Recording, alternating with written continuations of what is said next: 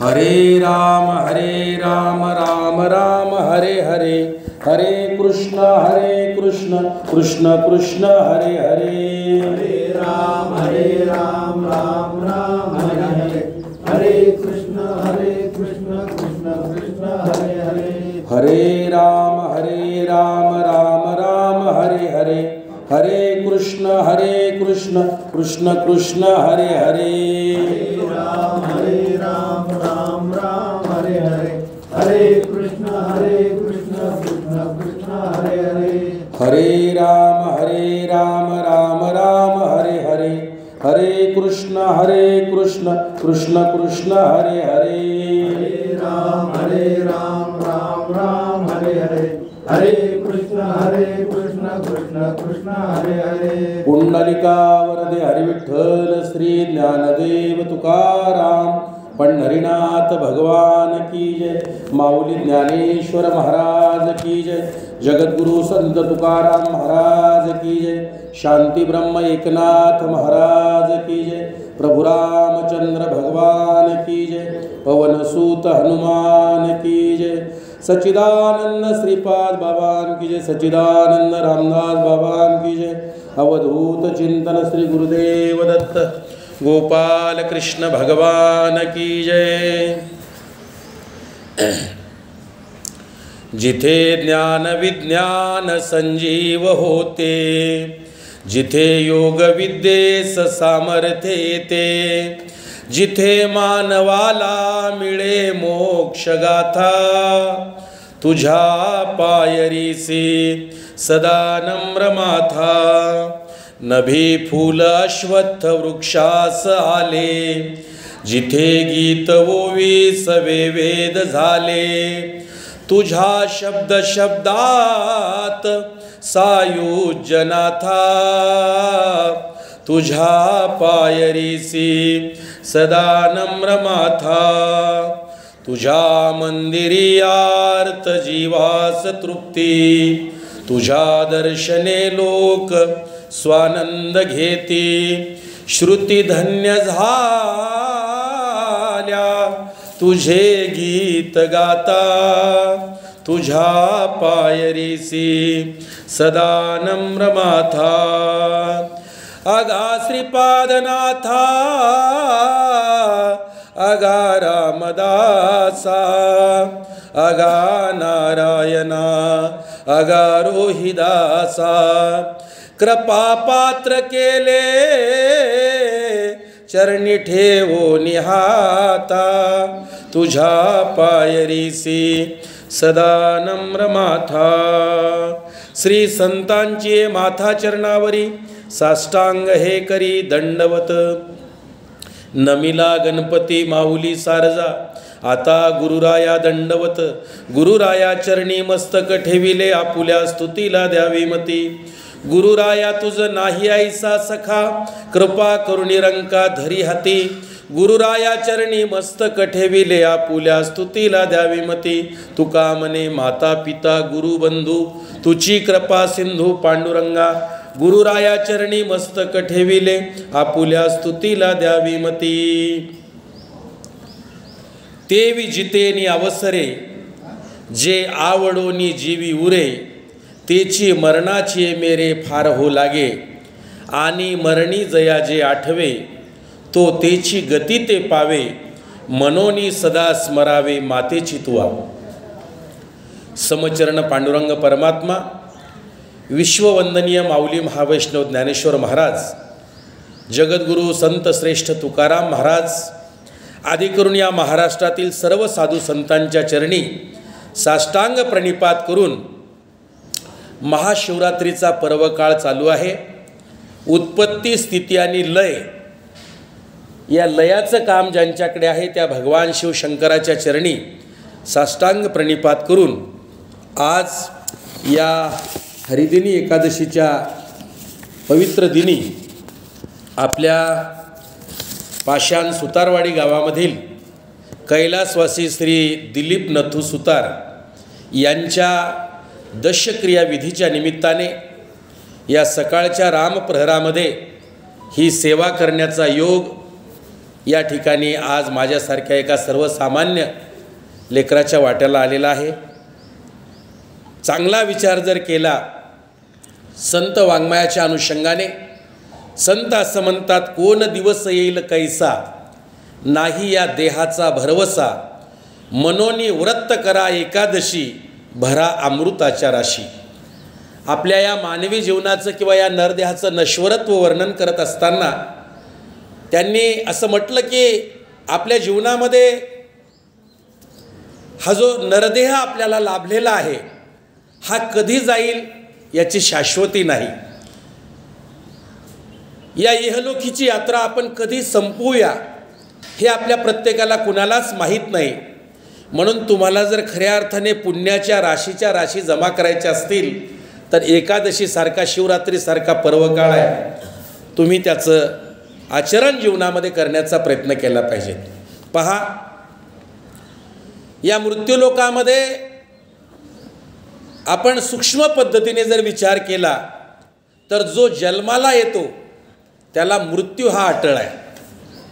आणि आजचा जो सकाळचा हा विषय आहे तर या ठिकाणी या संदर्भामध्ये संत वाङ्मयामध्ये जे काही मार्गदर्शन केलेलं आहे तर ते तुमच्यासमोर मांडणे हे इट इज माय ड्युटी, हे माझं कर्तव्य आहे.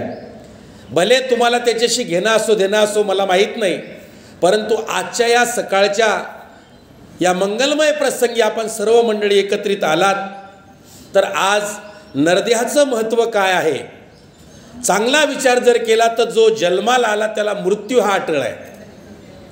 मग मृत्यू हा जर अटळ आहे, मृत्यू हा जर टळणारा नाही आहे तर याच्यावर काही उपाययोजना आहे का की ज्या योजनेचा जीवनामध्ये अवलंब करून आपल्याला आत्यंतिक दुःखाची निवृत्ती करता येईल आणि त्या परमानंदाची प्राप्ती करता येईल. तर याच्यावर नक्कीच उपाय आहे आणि तो उपाय साधू संतांना माहीत आहे आणि त्यांनी तो आपल्याला सांगण्याचा प्रयत्न केलेला आहे. आज ज्या ओव्या तुम्हा सर्व सज्जनांच्या आणि भाऊंच्या सेवेकरिता घेतलेल्या आहेत ह्या ग्रंथराज ग्रंथ श्रेष्ठ ज्ञानेश्वरी या ग्रंथातील आहेत आणि हा ग्रंथ 6 अंगाने भरलेला आहे. याच्यामध्ये प्रश्न आहे, त्या प्रश्नाला उत्तर आहे. हे उत्तर समजावून सांगण्याकरिता ज्ञानोबारायांनी दृष्टांत वापरलेले आहेत आणि दृष्टांताचा वापर करून सिद्धांत प्रतिपादन केलेले आहेत. आणि त्यानंतर शेवटचं याच्यामध्ये सांगणारा आहे आणि ऐकणाराही आहे. सांगणारा कोण आहे तर सांगणारा अधिकार संपन्न आहे, षड्गुण ऐश्वर्य संपन्न परमात्मा, यश श्री अवदार्य ज्ञान भक्ती आणि वैराग्याने परिपूर्ण आहे. कर्तुम अकर्तुम अन्यथा कर्तुम शक्ती त्याच्या हातात आहे आणि या संपूर्ण तो ब्रह्मांडाचा मालक आहे. तुझी या सत्तेने वेदासी बोलणे, सूर्यासी चालणे तुझिया बळे, ऐसा तू समर्थ ब्रह्मांडाचा धनी, वर्म हे जाणूनी शरण आलो. ज्याच्या सत्तेनं रोज सूर्य उगवण्याचं काम करतो, ज्याच्या सत्तेनं 4 वेद यजुर्वेद ऋग्वेद सामवेद आणि अथर्ववेद बोलतात, तुझी या सत्तेने वेदासी बोलणे सूर्यासी चालणे तुझिया बळे, अशा प्रकारचा जो समर्थ या संपूर्ण विश्वाचा चालक आहे, मालक आहे, तो या ज्ञानेश्वरीमध्ये आपल्या सर्वांना मार्गदर्शन करणार आहे. आणि ऐकणाऱ्याच्या भूमिकेमध्ये अर्जुन आहे. संत वाङ्मयाचा विचार केला तर ते असं म्हणतात, अहो अर्जुनाची ये पांती, जे परिसने अयोग्य होती त्यांनीच कृपा करून संती अवधान द्यावे. कारण हे जे गीताशास्त्र आहे, गीता तत्व आहे, हे 2 व्यक्तिमत्वाने ऐकलं. पहिल्यांदा हे सांगितलं अर्जुनाकरिता, अर्जुनाचे नि व्याजे गीता प्रकाशोनी श्रीराजे, संसारा एवढे थोर ओझे फेडले या जगाचे. अर्जुनाच्या निमित्ताने या गीतेचा जन्म झाला. पण ही गीता जशीच्या तशी व्यासांच्या कृपेनं संजयाने धृतराष्ट्राला सांगितली. पण थोडासा फरक पडला. अर्जुना समोर आहे भगवान परमात्म्याच्या, नतमस्तक आहे, हात जोडून तो एक एक प्रश्न भगवान परमात्म्याला विचारतो आहे. निर्माण झालेले प्रश्न विचारतो आहे आणि तो जो मोह निर्माण झाला तो नष्ट करण्याचा प्रयत्न करतो आहे.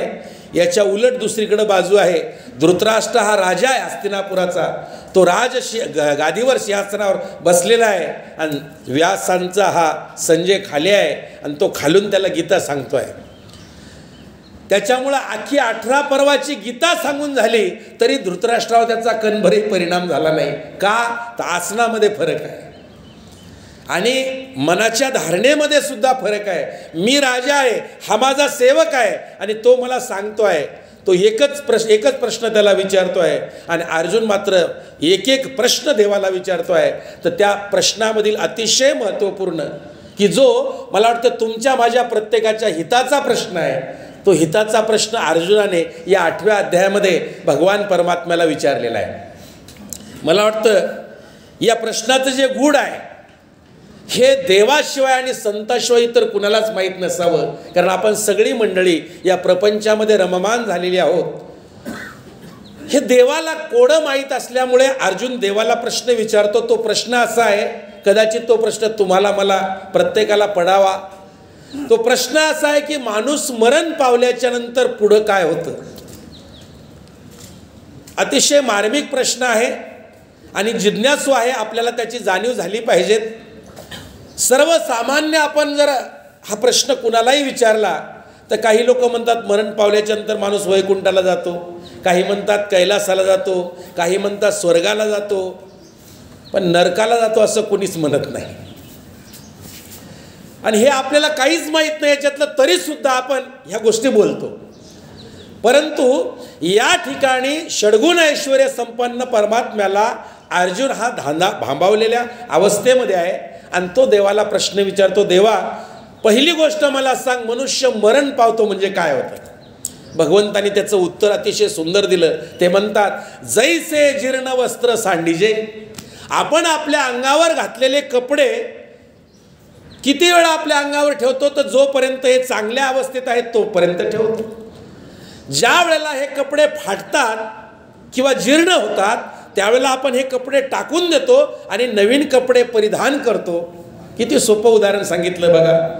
त्याप्रमाणे आपल्या प्रत्येकाच्या शरीरामध्ये जे आत्मतत्व आहे ते आत्मतत्व एका देहाला सोडतं आणि दुसऱ्या देहामध्ये प्रवेश करतं. ज्या देहाला सोडतं आपण म्हणतो हा मेला आणि ज्या देहामध्ये प्रवेश करतं आपण म्हणतो हा जन्माला आला.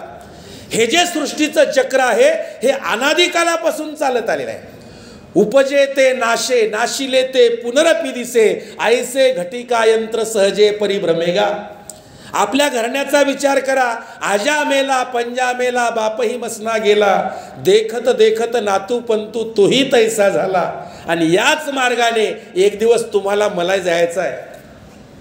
पण ते जाण्याच्या अगोदर इथं अर्जुनाच्या प्रश्नाला भगवान परमात्मा उत्तर देतात की बाबा रे, तुला कळालं ना आता, मनुष्य मरण पावतो किंवा मनुष्य जन्माला येतो म्हणजे नेमकं काय होतं. पण आता एक प्रश्न असा आहे की मनुष्य मरण पावल्याच्या नंतर त्याचा पुढचा प्रवास कसा आहे. आपण म्हणतो वैकुंठवासी झाले, कैलासवासी झाले, स्वर्गवासी झाले, परंतु त्याचा पुढचा प्रवास असा आहे, ते विजितेनी अवसरे, जे आवडोनी जीवी उरे, तेची मरणाची मेरे फार हो लागे.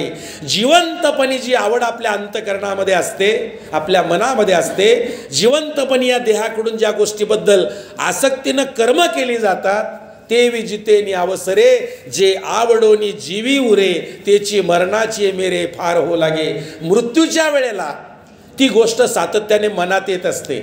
आता प्रत्येकाचा मृत्यू कधी होतो, कसा होतो हे तर काय आपल्याला माहीत नाही. गेल्यानंतरच आपल्याला कळतं की हा माणूस मरण पावला. परंतु मृत्यूच्या वेळेला जिवंतपणी जी आठवण असते ती आपण सातत्यानं आपल्या अंतकरण वृत्तीमध्ये येत असते. भगवान श्रीकृष्ण परमात्मा अर्जुनाला मार्गदर्शन करताना असं म्हणतात की बाबा रे, आणि मरणी जयाजे आठवे. मृत्यूच्या वेळेला 3.5 हाताचं हे जे शरीर आहे, ही जी कुडी आहे, या कुडीतून ज्या वेळेला आत्मतत्व निघून जातं. 9 द्वारे या शरीराला आहेत. इस बंगले को 10 दरवाजे. 9 दरवाजे दिसतात आणि एक दरवाजा मात्र बंद आहे, त्याला संत कृपेनं उघडावं लागतं.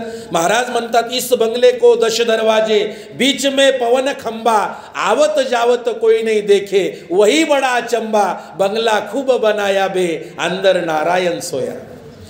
इतका सुंदर बंगला बनवलेला आहे आणि रात्रंदिवस आपल्या प्रत्येकाच्या नाकामधून श्वास उच्छवास चालू आहे. आपल्याला आपल्या गावात किंमत आहे. आपण एखाद्या मोठ्या पदावर आहोत म्हणून नाही, आपण करोडो रुपयाचे मालक आहोत म्हणून आपल्याला किंमत नाही, किंवा आपल्याकडे भरपूर संपत्ती आहे, बंगले आहेत, गाड्या घोड्या आहेत म्हणून आपल्याला किंमत नाही. आपल्याला किंमत फक्त आपल्या नाकात श्वास चालू आहे म्हणून आहे.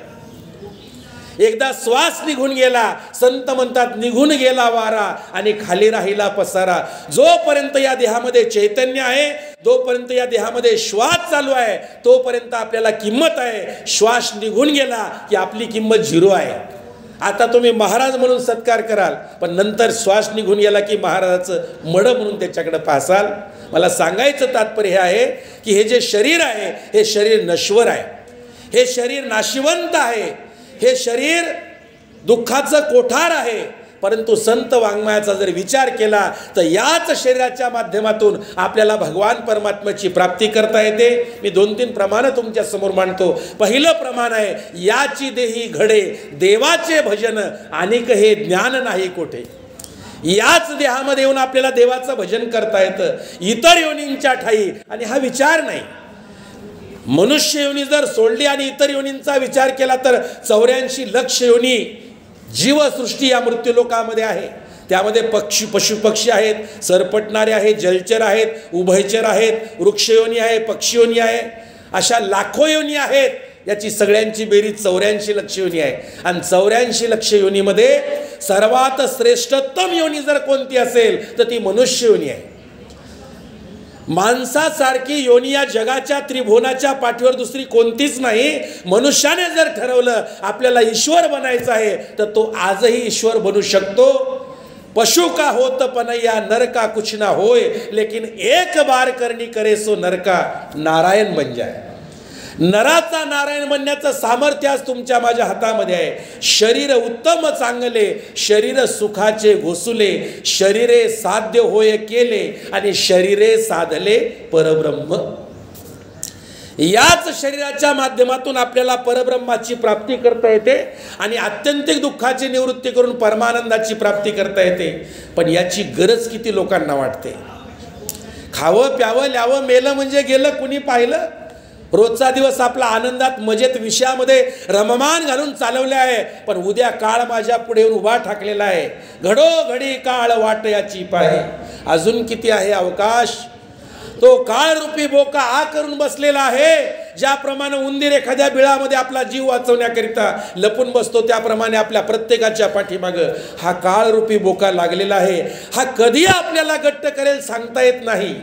म्हणून याच्या तावडीत सापडण्या अगोदर बी केअरफुल, आपण सावध होण्याचा प्रयत्न केला पाहिजे. आणि तो सावध होण्याचा प्रयत्न कैवल्य साम्राज्य चक्रवर्ती ज्ञानेश्वर महाराज भगवान श्रीकृष्णाच्या मुखातले शब्द या प्राकृतामध्ये करून तुमच्या माझ्या समोर मांडतात की ते विजितेने अवसरे जे आवडोनी जीवी उरे, तेची मरणाचे मेरे फार हो लागे, आणि मरणी जया जे आठवे तो त्याची गती ते पावे. माणूस मृत्यूच्या वेळेला ज्याला जी आठवण होते तो त्या गतीला प्राप्त होतो.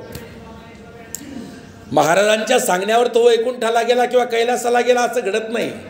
आयुष्यामध्ये जी सत्कार्य आहेत, सत्कर्म आहेत, या सत्कर्माच्या योगाने त्याला पुढची गती प्राप्त होत असते. आणि एक ध्यानात ठेवा, आपल्या भारतीय परंपरेमध्ये 18 पुराण आहेत. या 18 पुराणातलं एक गरुड पुराण नावाचं पुराण आहे. कधी याचा अभ्यास करता आला, वाचन करता आलं तर जरूर करण्याचा प्रयत्न करा, कारण ते तुमच्या माझ्या प्रत्येकाच्या पुढच्या प्रवासाबद्दलचं मार्गदर्शन आहे. या गरुड पुराणामध्ये एक कथा आलेली आहे, एक गोष्ट आलेली आहे की या जगाच्या पाठीवरचा देवाचा अवतार जरी असेल तरी त्याचा मृत्यू हा ठरलेला आहे, वेळ ठरलेली आहे, काळ ठरलेला आहे, ठिकाण ठरलेलं आहे. याच्यामध्ये जगाच्या पाठीवर कुणालाच बदल करता येत नाही. हा बदल देवाला सुद्धा करता येत नाही. एक घडलेला प्रसंग तुमच्या समोर मांडतो. भगवान विष्णूचं वाहन असणारं गरुड, या गरुडाची आई वार्धक्याने जर्जर झाली, म्हणजे वयोवृद्ध झाली, म्हातारपण आलं आणि थोडीशी आजारी पडली. आता आपल्या भारतीय संस्कृतीमध्ये जर आपल्या रक्ताच्या ऋणानुबंधातील किंवा प्रेमाच्या ऋणानुबंधातील माणसं आजारी असतील, ऑपरेशन झालं असेल किंवा काय असं दुःखी झाले असतील तर आपण एकमेकाला सांत्वन करण्याकरता भेटतो. म्हणून गरुडाची आई आजारी पडली हे सगळ्या देवदेवतांना कळालं. सगळ्या देवदेवता गरुडाच्या आईला भेटण्याकरता येऊ लागल्या. इंद्र येऊ लागला, वरुणदेव येऊ लागला, अग्निदेव येऊ लागला, सूर्यनारायण आले. प्रत्येकाने गरुडाच्या आईची विचारपूस केली. आजारी माणसाला विचारपूस केली की बरं वाटतं, त्याचा अर्धा आजार कमी होतो. गरुडाची आई प्रत्येकासोबत संवाद करते आहे. असे जवळजवळ सगळे देवदेवता त्या आईला भेटून गेले. आता गरुड हा व्यस्त आहे, कारण भगवान विष्णूचं वाहन आहे आणि विष्णूचं संपूर्ण ब्रह्मांडाचं पालनपोषण करण्याचं काम त्यांच्यामुळे असल्यामुळे एक प्रकारचे ते नोकर आहेत, विष्णूच्या दरबारातले सेवक आहेत, चालक आहेत विष्णूचे. सकाळी उठल्यानंतर आपल्या कामाला सेवेकरता जायचं आणि सूर्यास्त झाल्याच्यानंतर परत यायचं, असं गरुडाचं काम. एक दिवसचा प्रसंग, गरुडाच्या आईकडं यमदूताचे 2 दूत आले. आता मात्र आतापर्यंत सगळ्यांनी तिची क्षेमकुशल कसं काय आहे, तब्येत कशी आहे, काय होते, सगळं काही विचारलं. पण या दोघांनी मात्र काहीच विचारलं नाही. ते आल्याच्या नंतर तिच्या चेहऱ्याकडे पाहिलं. ही गलित गात्र झालेली आहे, डोळे उघडे आहेत, समोर काहीतरी प्रतिकृती दिसत आहेत.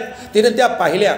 ते दोघं जण खदाखदा हसतायत आणि एकमेकाच्या हातावर अशी टाळी देत आहेत आणि असे तिला प्रदक्षिणा करून पुन्हा तिकडं पुढे जाऊन तिच्या समोर उभे राहत आहेत.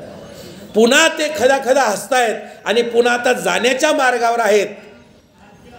त्यावेळेला मात्र गरुडाच्या त्या आईला अस्वस्थ वाटू लागलं की हे 2 कोण आहेत.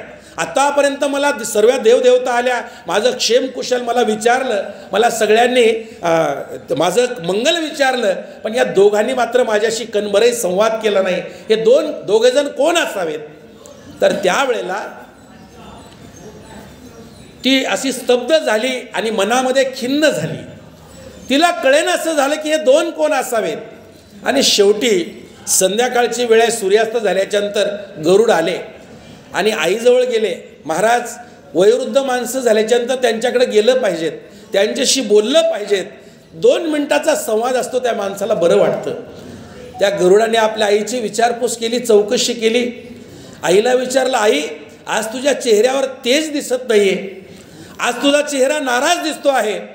तर त्यावेळेला गरुडाच्या आईनं सांगितलं, म्हटले बाळा, आतापर्यंत अनेक देवदेवता आल्या, मला तर सगळ्यांची नावंसुद्धा माहीत नाहीत, पण सगळ्यांनी माझ्या सुखाबद्दल, समाधानाबद्दल विचारलं, दुःखाबद्दल विचारलं.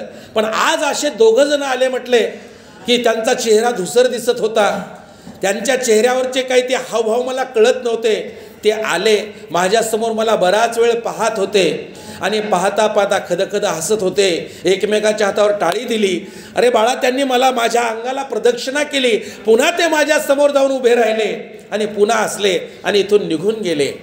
गरुडाला नक्की कळालं की हे कोण असतील, हे नक्की यमाचे दूत असतील असं गरुडाला कळालं. या यमाच्या तावडीतून मला माझ्या आईला वाचवलं पाहिजेत, हे माझं कर्तव्य आहे एक मुलगा म्हणून. म्हणून गरुडाने काय करावं महाराज, त्या आईला आपल्या खांद्यावर पाठीवर घेतलं. आता वयोवृद्ध झालं आणि ते गलित गात्र शरीर झालं की ते वजनही वाढलं जातं. आपल्या पाठीवर घेतलं आणि गरुड आकाश मार्गाने चालू लागला. रामायणामध्ये गरुडाच्या त्या ह्याचा उडण्याचा वेग सांगितलेला आहे. आकाश मार्गाने तो शेकडो किलोमीटर ताशी वेगाने धावू लागला. कुणीकडे जायचं माहीत नव्हतं, पण रात्रीच्या वेळेला तो आकाश मार्गाने धावू लागला आणि धावता धावता धावता धावता सकाळ झाली. पूर्वेच्या दिशेनं तांबडं फुटलेलं आहे. आता काही वेळानंतर सूर्यनारायणाचं दर्शन होणार आहे. अशा प्रसंगामध्ये गरुडसुद्धा उडून उडून तो त्याचे पंख असे दमून आलेले होते आणि मग तो नेमका सूर्योदयाच्या त्या पूर्वी एका ठिकाणी उतरला. तो जिथं उतरला ती सर्व हिमालयाची जागा होती आणि एका गुहेच्या मुखाजवळ तो उतरला. उतरल्याच्या नंतर आपल्या आईला आपल्या पाठीवरून खाली उतरवलं आणि तेवढ्यामध्ये काल जे 2 जण इथं आईला भेटण्याकरिता आले होते ते 2 जण हात जोडून उभे होते. महाराज, त्या दोघांनी नमस्कार केला आणि आईचा तो आत्मा किंवा आईचा तो प्राण घेतला आणि ते निघून चालले. तेवढ्यामध्ये गरुडाने आवाज दिला, थांबा, कोण आहात तुम्ही. त्यांनी सांगितलं, ओळखलं नाही गरुडा तू आम्हाला, आम्ही यमाचे यमदूत आहोत. अरे म्हटले, काल माझ्या आईनं सांगितलं म्हणून मी माझ्या आईला आकाश मार्गाने हजारो किलोमीटर एवढ्या लांब घेऊन आलो, पण तुम्ही इथं कसे काय पोहोचलात. तर म्हणे, गरुडा, तुझ्या आईचा मृत्यू या गुहेच्या मुखाशी सकाळी 6 वाजता होता, हे आम्हाला माहीत होतं. आम्ही तिथं काल गेलो होतो, पण तिथून आम्हाला आणता येत नव्हतं, पण आम्हाला 100% गॅरंटी होती की तू तुझ्या आईला घेऊन या ठिकाणी येणार, आणि म्हणून आम्ही याला घेऊन चाललो. दृष्टांत संपला. मला सांगायचं तात्पर्य आहे की तुमच्या माझ्या प्रत्येकाची काळ, वेळ, ठिकाण या सगळ्या गोष्टी ठरलेल्या आहेत. याच्यामध्ये आपण कुणीच बदल करू शकत नाही. बदल फक्त आपल्या जीवनशैलीमध्ये आपण करू शकतो की आपल्याला आत्यंतिक दुःखाची निवृत्ती करून परमानंदाची प्राप्ती करता येते. त्याकरिता महाराज उपाय सांगतात. आणि मरणी जया जे आठवे, तो तेची गती ते पावे, मनोनी सदा स्मरावे मातेची त्वा. अर्जुना, तुला जर माझ्या स्वरूपापर्यंत येऊन प्राप्त व्हायचं असेल तर तुला याच्यावर एकच उपाय आहे, तुला सतत माझं स्मरण करावं लागेल. आता सतत आपल्या प्रत्येकाच्या शरीरामध्ये एकच क्रिया चालू आहे. डोळे पाहतात ही सतत क्रिया नाही आहे. आपण संध्याकाळच्या वेळेला झोपतो, डोळे बंद होतात, त्यावेळेला आपल्याला जगाचा विसर पडतो. कान ऐकतात ही सुद्धा सतत क्रिया नाही आहे. ज्यावेळेला आपण निद्रेच्या अतिशय खोल अवस्थेमध्ये जातो त्यावेळेला आजूबाजूला काय चाललं याची जाणीव आपल्याला नसते. या त्वचेला सुद्धा स्पर्श ही जाणीव आपल्याला निद्रावस्थेमध्ये नसते. आपल्या प्रत्येकाच्या शरीरामध्ये एकच क्रिया निरंतर चालू आहे, आणि ती म्हणजे तुमच्या माझ्या नाकामध्ये सुरू असलेला श्वास आणि उच्छ्वास. ही क्रिया निरंतर चालू आहे. भोजन करताना, जेवताना, झोपताना, चालताना, बोलताना, सगळ्या कृती करताना ही क्रिया निरंतर चालू आहे. ही क्रिया एकदा बंद पडली, निघून गेला वारा आणि खाली राहिला पसारा. कितीही मोठा माणूस असू द्या, करोडपती असू द्या, लखोपती असू द्या, संत असू द्या, देव असू द्या, त्याचा शेवट इथं आहे. तू मनसील माझे घर, हे व्यर्थ आहे राजा सार. अरे बाबा, तू मेल्यावर तुझं घर गावाच्या बाहेर. तू मनसील बायका पोर, हे व्यर्थ आहे राजा सार. तू मेल्यावर खापर फोडतील तुझ्याच डोक्यावर. आणि म्हणून जोपर्यंत मनुष्य जिवंत आहे तोपर्यंत मनुष्य काय करतो महाराज? रात्रंदिवस काबाड कष्ट करतो, पै पै जोडण्याचा प्रयत्न करतो. संत म्हणतात धन कमाविले कोट्यान कोटी, संगे न येरे लंगोटी, पलंग न्यायला सुपती शेवटी गोऱ्या संगती. करोडो रुपयाची इस्टेट जरी आपण मिळवली तरी सुद्धा आपल्यासोबत फक्त गोऱ्या आहेत असं संत वाङ्मयामध्ये सांगितलेलं आहे. आणि म्हणून ही जागा वैराग्याची जागा आहे. कदाचित या ठिकाणी आल्याच्या नंतर तरी माणसाच्या अंतकरणामध्ये वैराग्य निर्माण व्हावं. ज्याप्रमाणे भाऊ आज निघून गेले अनंताच्या प्रवासाला, त्याचप्रमाणे आपणही त्यांच्या या विधीकरिता आलो. आपल्यालाही एक दिवस या जगाचा निरोप घ्यायचा आहे. आपल्याकरिता अशीच लोक येणार आहेत, आपल्यालाही असाच निरोप देणार आहेत. नातेवाईक येणार आहेत, रक्ताच्या ऋणानुबंधाने, प्रेमाच्या ऋणानुबंधाने येणारी सर्व मंडळी येणार आहेत, आणि तीही आपल्याला असंच शेवटचा निरोप देणार आहे. याची जाणीव आपल्याला असणं अत्यंत गरजेचं आहे. आणि म्हणून या ठिकाणी आज वैकुंठवासी दिलीप भाऊ यांच्या या दशक्रिया विधीच्या निमित्ताने हा उपदेश नाही, पण हा संत वाङ्मयातील सार संतांनी आपल्या समोर मांडण्याचा प्रयत्न केलेला आहे. आणि आपल्याला या नरदेहाचं जीवनाचं सार्थक कशा पद्धतीनं करता येईल याचा विचार त्यांनी मांडण्याचा प्रयत्न केला. कलियुगाचा विचार केला तर सध्याचं कलियुगामध्ये द्वितीय चरण सुरू झालेलं आहे. आणि माणसाच्या आयुर्मानाचा विचार केला तर सरासरी 100 वर्षाचं आयुष्य या कलियुगामध्ये भगवान परमात्म्याने मानवाला प्रदान केलेलं आहे. संत वाङ्मयाचा पुरावा जर आपण पाहिला तर ते म्हणतात अल्पायुष्य मानव देह, शत गणिले ते अर्धरात्र खाय, मध्ये बालत्व पिडा रोग क्षय, काय भजनाशी उरले ते पाहेगा. आईच्या उदरामध्ये असताना तुम्ही आम्ही वचन दिलं देवाला. काय वचन होतं ते? आठवीन पाय हा माझा नवस, रात्र आणि दिवस पांडुरंगा. एक वेळा करिया दुःखा वेगळे, दुरिताचे जाळे उगवणी. देवा, एक वेळेला मला या गर्भाच्या बाहेर काढ, मी तुझं भजन केल्याशिवाय राहणार नाही. असं वचन आपण या भगवान परमात्म्याला मृत्यूलोकामध्ये येण्याच्या अगोदर आईच्या उदरामध्ये असताना दिलं. या महाराष्ट्रामध्ये ही आपली जी भारतभूमी आहे, दुर्लभ हे भारते जन्मा, महाराष्ट्र सुदुर्लभम. भारतभूमी ही दुर्लभ आहे जन्म मिळण्याकरिता, आणि त्यातल्या त्यात महाराष्ट्र भूमी ही त्याच्यापेक्षा दुर्लभ आहे. महाराष्ट्रामध्ये साधू संतांचा जन्म झाला. ही त्यागभूमी आहे. या देशामध्ये त्याग शिकावा, समर्पण शिकावं असा हा देश आहे. सती साध्वींचा देश आहे, ऋषीमुनींचा देश आहे. आणि या देशामध्ये आपल्याला जन्म मिळाला हे आपलं परम भाग्य आहे. पण या ठिकाणी आल्याच्या नंतर जर आपण विचारच केला नाही तर मात्र फार अवघड आहे. कारण संत सांगतात, क्षणोक्षणी हाची करावा विचार, तरावया पार भवसिंधू, नाशिवंत देह जाणार सकळ, आयुष्य खातो काळ सावधान. संत समागमी धरावी आवडी, करावी तातडी परमार्थाची. प्रपंचामध्ये जशी प्रत्येक गोष्टीची आपण तातडी करतो, तशी परमार्थामध्ये करावी तातडी परमार्थाची. परमार्थामध्ये येणं, परमार्थ मार्गामध्ये मार्गक्रमण करणं आणि परमार्थामध्ये आपल्या स्वतःच्या जीवनातला काही काळ घालवणं हे अतिशय महत्त्वाचं आहे. सध्या शिवरात्रीचा पर्वकाळ आहे. शिव भोळा चक्रवर्ती त्याचे पाय, माझे चित्ती वाचे वदता शिवनाम, तयान बाधे क्रोध काम, धर्म अर्थ काम मोक्ष, शिव देखता प्रत्यक्ष, एका जनार्दनी शिव, आणि निवारी कळी काळाचा भेव. कळी काळावर सामर्थ्य मिळवण्याचं सामर्थ्य भगवान शिवामध्ये आहे, आणि तो शिव म्हणजे आपल्या जीवनातला अविभाज्य घटक आहे. ज्ञानेश्वर महाराज वर्णन करताना असं म्हणतात, एक हरी आत्मा जीव शिव सम, वायातु दुर्गम न घाली मन. आपलं जे मन आहे हे मन परमात्म्याच्या चरणी समर्पित करावं. मन हा मोगरा अर्पुणी ईश्वरा, पुनरपी संसारा येणे नाही. मन हे तुळशी अर्पुणी ऋषिकेशी, पुनरपी संस्कृती येणे नाही. चांगला विचार जर केला तर परमात्म्याची जी सेवा आहे, साधना आहे, ती करत असताना मनाला अनन्यसाधारण महत्त्व दिलेलं आहे. अर्जुनाला मार्गदर्शन करताना भगवान सांगतात, अर्जुना या पंचकर्मेंद्रियानं पंच ज्ञानेंद्रियानं तू कुशाल कर्म कर, फक्त तुझं मन मला अर्पण कर. अर्जुना हे मन मीची करी, माझी भजनी प्रेम धरी, सर्वत्र नमस्कारी मज एकाते. तू तुझं मन मला अर्पण कर आणि सर्वांना नमस्कार कर, कारण सर्वांमध्ये मीच आहे. परमात्म्याचा जर विचार केला तर ते शिवतत्व, त्या भगवान परमात्म्याचं तत्व, अणु रेणुया थोकडा तुका आकाशा एवढा, या संपूर्ण चराचरामध्ये, या संपूर्ण ब्रह्मांडामध्ये तो परमात्मा ओतप्रोत भरलेला आहे. आणि तो परमात्मा आमच्या साधू संतांनी पाहिला. ज्ञानोबाराला विचारलं, तुम्ही पाहिला का? ते म्हणतात, हो, भरला घनदाट हरी दिसे. मला जसं एखादं घनदाट जंगल असावं, त्याच्यातून पुढचं काही दिसू नये, फक्त झाडी दिसावे, तसा मी हरी पाहिला. ते तुकोबाऱ्याला विचारलं, तुकाराम महाराज म्हणतात, विठ्ठल जळीस्थळी भरला, रीता ठाव नाही उरला, तो म्या दृष्टीने पाहिला, विठ्ठलची विठ्ठलची. आपल्याला डोळे आहेत, आपण डोळ्यांनी पाहतो का दृष्टीने पाहतो? बऱ्याच लोकांना डोळे असतात पण दृष्टी गेलेली असते. डोळे असून काहीच दिसत नाही.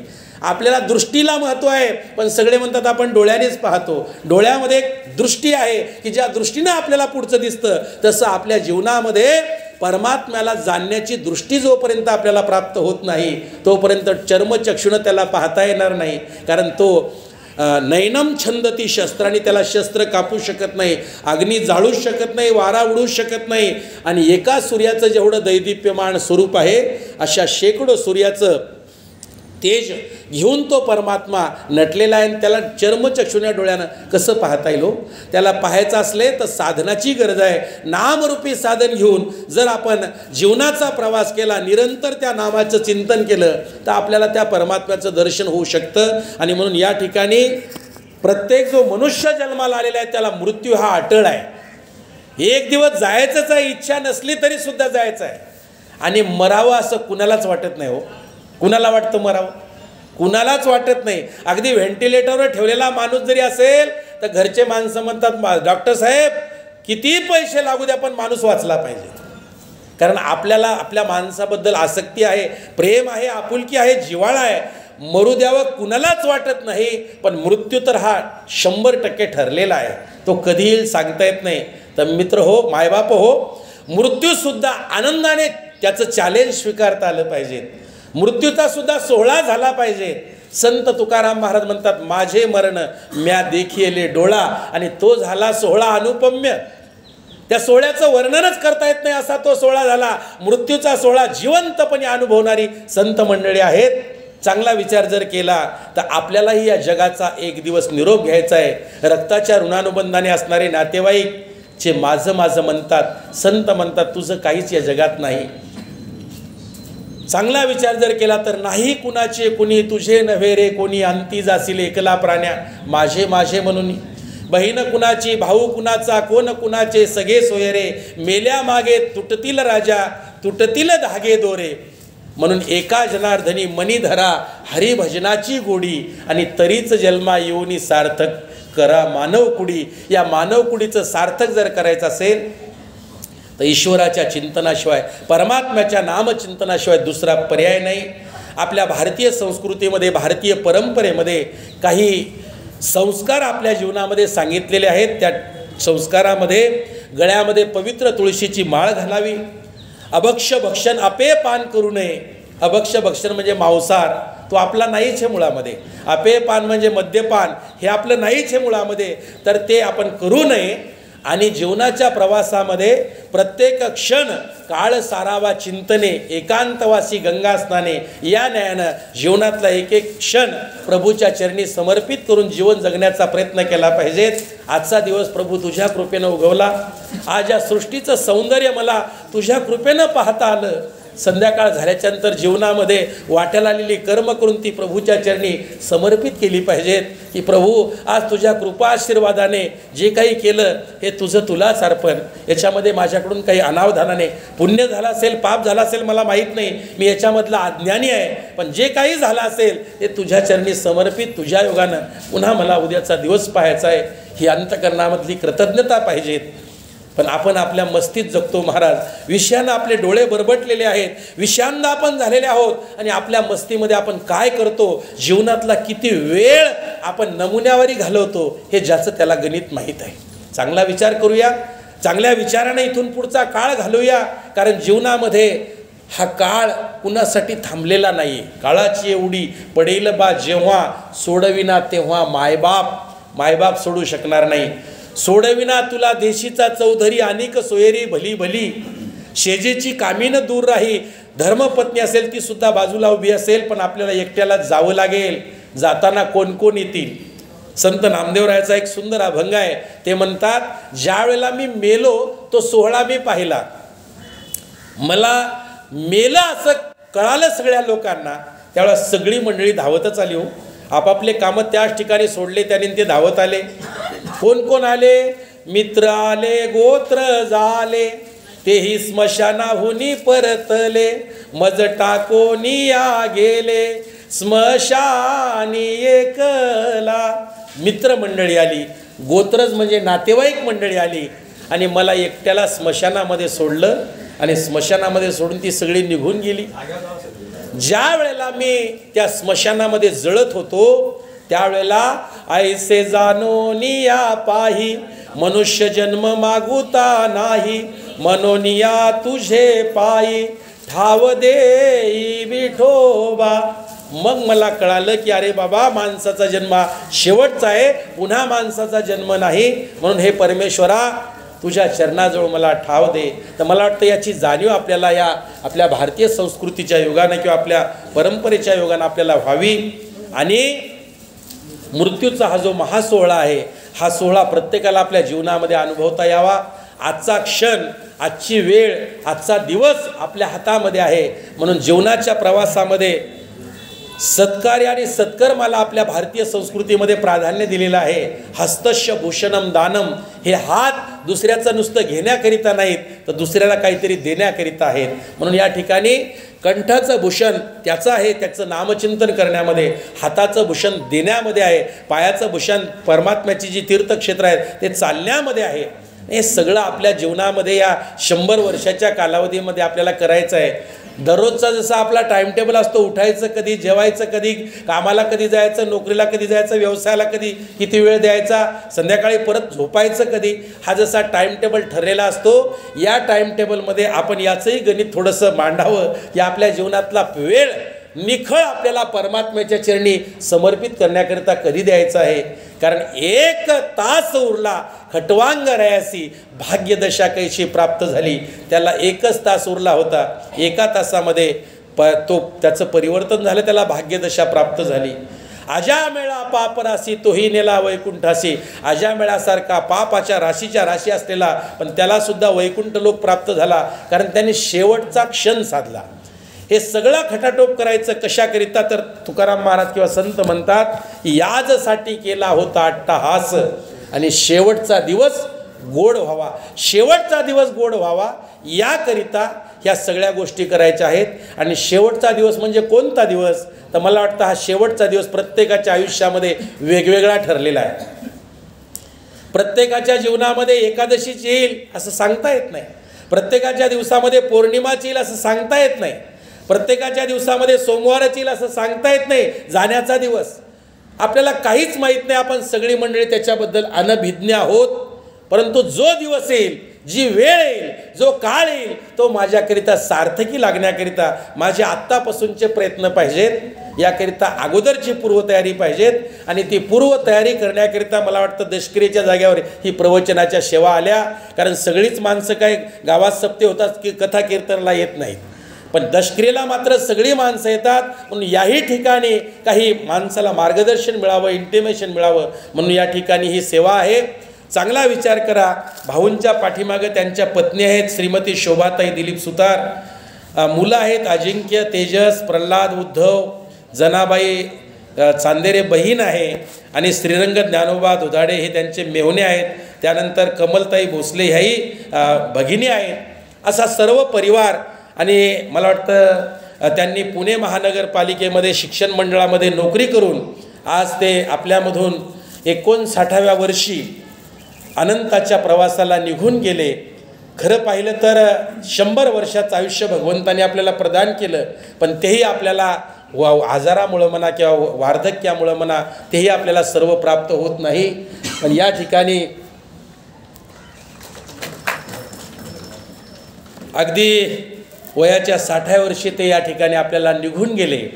आणि ही सेवा होत असताना आपल्या सर्वांच्या उपस्थितीमध्ये आज त्यांचा हा दशक्रिया विधी या पवित्र राम नदीच्या पवित्र तीरावर, या ठिकाणी एका बाजूला भगवान शिवाचं मंदिर आहे, दुसऱ्या बाजूला सोमेश्वराचं मंदिर आहे, आणि अशा पवित्र ठिकाणी हा विधी संपन्न होतो आहे.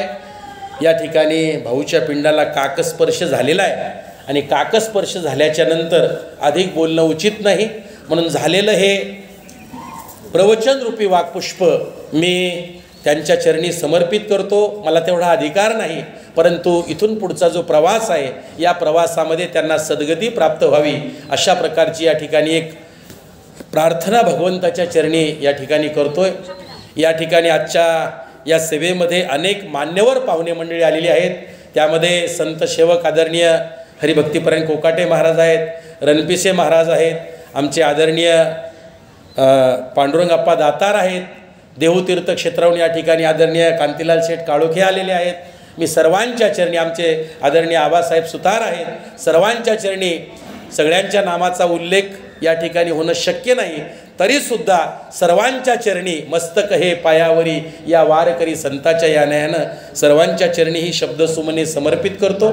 बोलता बोलता काही चुकलं असेल, एखाद्याच्या अंतकरणाला लागतील असे शब्द अनावधानाने निघाले असतील, आपण आईवडिलाच्या अंतकरणाने मला माफ करावं.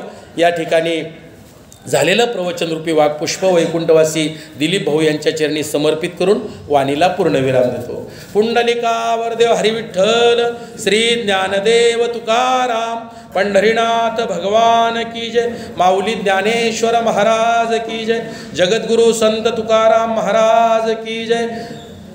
पार्वती पदे हर हर महादेव.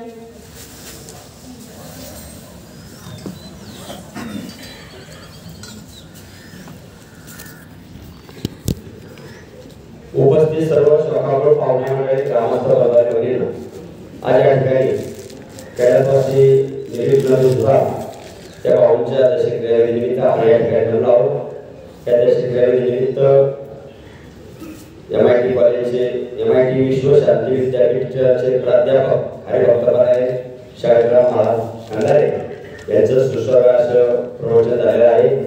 त्यांचा सुतार परिवाराच्या वतीने सन्मान केला जात आहे. आज सन्मान देण्यासाठी हरिभक्तपरायण मुलुगाचार्य गुरुवर्य पांडुरंगप्पा दातार